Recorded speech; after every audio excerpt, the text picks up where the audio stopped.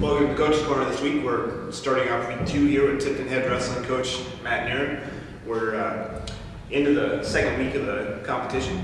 Last week we just caught the tail end of your dual match is on with North Cedar and Northeast and Davenport Central.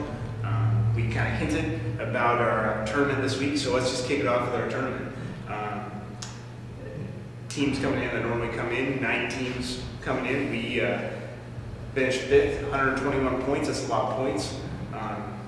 The top team, Lisbon, 182 points. Northeast, a team we saw earlier in the week, 146. Midland placed 3rd, 138. So West Liberty's 126.5. So we're kind of in that mix. Yeah, I was, overall pretty pleased with how we competed at our tournament. We were in the race. In fact, after 2 rounds, we were leading by a half a point, I think. Even at the time, I knew that wouldn't hold up since we only were wrestling eight guys entered in the competition. So I knew that our chances of holding on to that top spot were probably not real good with other teams coming. With 14 guys coming back through, some of them in the wrestlebacks, they were going to score some points there. So, Lisbon and Northeast were additions to our tournament this year, and they finished 1 and 2. So obviously they were good additions as far as just improving the competition level at our tournament. So. That's good. If you're going to be successful, you got to wrestle good teams, and so But like you said, we were right there after the first 2 rounds. We were in the hunt, right there in the middle of it. We ended up not having as good a 3rd round as we would have liked. Well, we'll get into that. Okay. Because, in our finals matches, we went up against some good people. It's kind of a mixed bag as far as who we face and stuff, but yeah, we'll get into that. Okay. Talk about that. With the Lisbon and Northeast coming in, the depth just spreads out, doesn't it? As far as weight classes fill out. Sometimes in the past we've had some round robins because of just not enough people. And we still had a few of those. The top 2 weight classes, and then a few 5-man brackets. 106 and 113, but through the middle of the weight classes, we had some pretty tough 8-man brackets. Were mostly full, so that there was some good competition all day. So. Last week you'd mentioned that your goal was to see the guys compete. That could take on individual or team. So how do we compete? Well, for the first tournament of the year, I'd say I was pretty pleased, pretty satisfied with how guys came out. A few places where we need to learn. Maybe some young guys that need to learn how to compete a little bit better, and it kind of showed. But there was a pretty strong level of competition there. So overall, I'm not disappointed really at all. We just, first meet of the year, we need to build on some things and keep going. So it was a good start. It was a good start to our season. Well, let's start in with weight classes. We have 106 with Eric Lenz. Eric finished 2nd. Got pinned in his first match at 131. Got pinned in his 2nd match at 45 seconds. Ran into Nick Williams of Lisbon in the finals, where led them to 2 major decision loss. Eric, wrestled really well in his first 2 matches. I don't know that he wrestled poorly in the finals. Just a tough competitor. As it turns out, we found out here yesterday that Eric actually broke a finger in his 2nd match, which might have affected how he competed in that finals match, and he's going to actually miss a little bit of time here before Christmas. Getting that finger healthy again, where he can compete. But I expected to see Eric Lenz go out and score a lot of points, and that's what I saw. And competed hard in that finals match and came up a little short. And, what early matches, he wasn't on the mat very long either. So it's get in, get your business done, get out. Yeah, that's kind of his attitude, I think. 138, Spencer Britton, new name, sort of. Second place. Had a bye in the quarterfinals. Won a tight 2-1 overtime in the semifinals. I guess your reward for that is TJ Bowman of Midland. He's a pretty good guy too.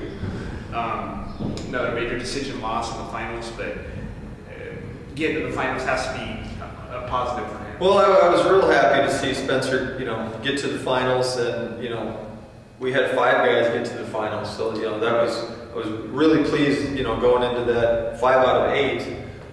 We're in the finals, so I was really happy with that going into the final round. To see a freshman go out and win overtime matches, it's a big deal. That's something that, that we as coaches, that's something we want to see, and you don't always see that. I've been as pleased with Spencer as maybe any of our young guys so far this year. I know I talked a little bit about him last Tuesday or last week from our first duel. He wrestled 3 matches and competed hard, and he was in every single match. I think he was a little bit overwhelmed in the finals of our tournament. And TJ Bowen he's a senior. He's a state qualifier, I believe, and he's a good wrestler. We just need to learn to keep fighting, keep digging, and continue to stay after him. And anything can happen in a wrestling match. So we just need to get a little bit tougher there, I think, mentally, and just learn to keep fighting, and he'll be fine. But physically, he's been in every match. I mean, nobody's dominated physically yet. So I think Bowen obviously had the edge in technique there, and that comes with experience a little bit too. But I think Spencer will be fine as long as he's got to just stay in there and keep fighting. So good example of competing when you're in a close match. You have to stay focused and have that mental aspect. Even in finals match where you don't win and have that margin, just stay in the match and not get pinned, not give up. You have a nice poster down there. It's a pelican with a frog in there. It says, "Don't give up." He's choking the guy. That mentality early on has to be good to see for you guys. So our next match was at 145.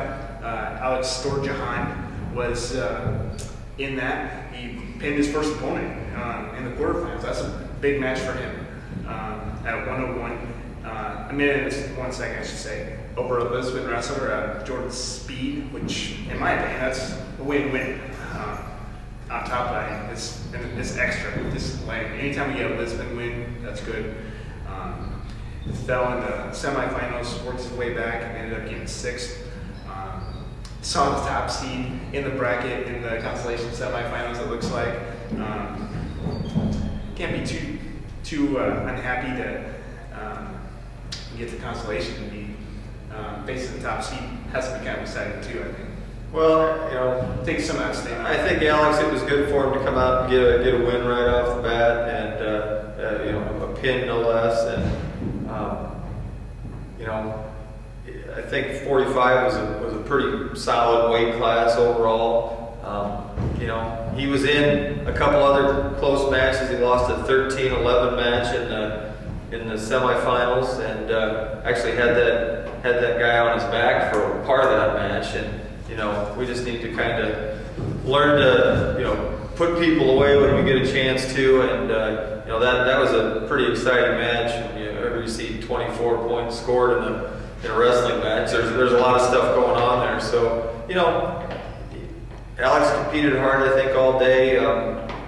We just need to learn to finish. We need to learn when we get ahead or get guys down, we need to learn to put them away and finish them, and a little more killer instinct there, I think. And otherwise, technically, he's doing good things in the room and working hard. So Miller ended up getting 2nd in that weight class.